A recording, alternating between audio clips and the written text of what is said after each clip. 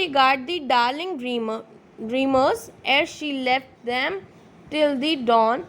Oh, I feel her fond look on me as I listen to this refrain, which is played upon the shingles by the patter of the rain.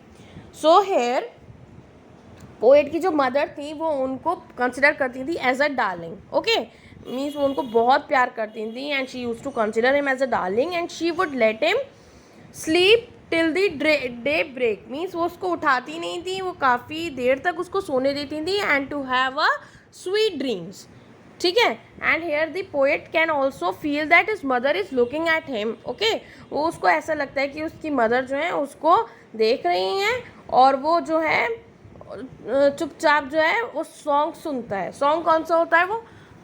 वो क्या सुनता है कि जो वो यहाँ पे कंसिडर करता है रेन ड्रॉप्स को जो कि गिरती हैं in the form of patter. The sound is the patter. Okay, here he consider that he listened to that song by the raindrops falling on the rooftop of his room, and the sound of the rain make him just to relate with his past.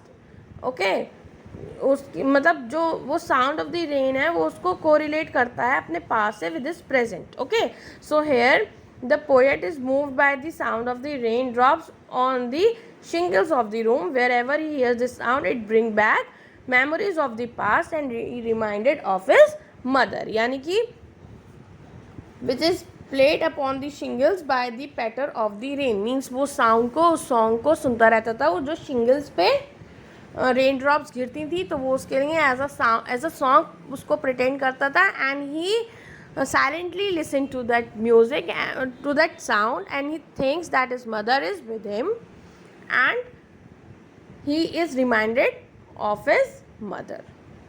So this was the poem. I hope this poem is being cleared because इसमें कुछ ऐसा नहीं था.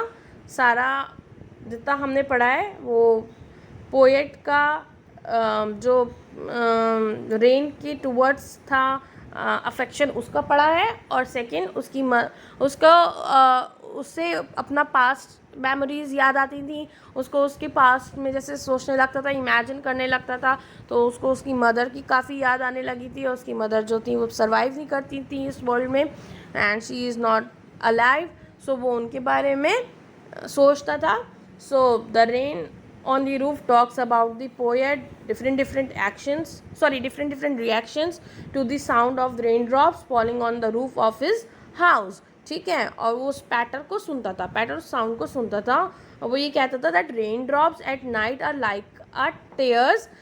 ठीक है, rain drops जो हैं वो रात में जो हैं they are like tears which is shed by the sad dark night and he loves to lie in bed. वो उसको काफ़ी पसंद था कि वो अपने बेड पे अपने चैम्बर रूम में रहे और वो चुपचाप रेन की आवाज़ सुने जो कि रेन ड्रॉप्स गिरती हैं, जो रेन हो रही थी वो उसके रूफ पे हो रही थी उसके रूम के, और वो उसको चुपचाप सुने बिकॉज वो सारी स्वीट मेमोरीज जो हैं पास्ट की रीग्रेन कर रहा था उनसे.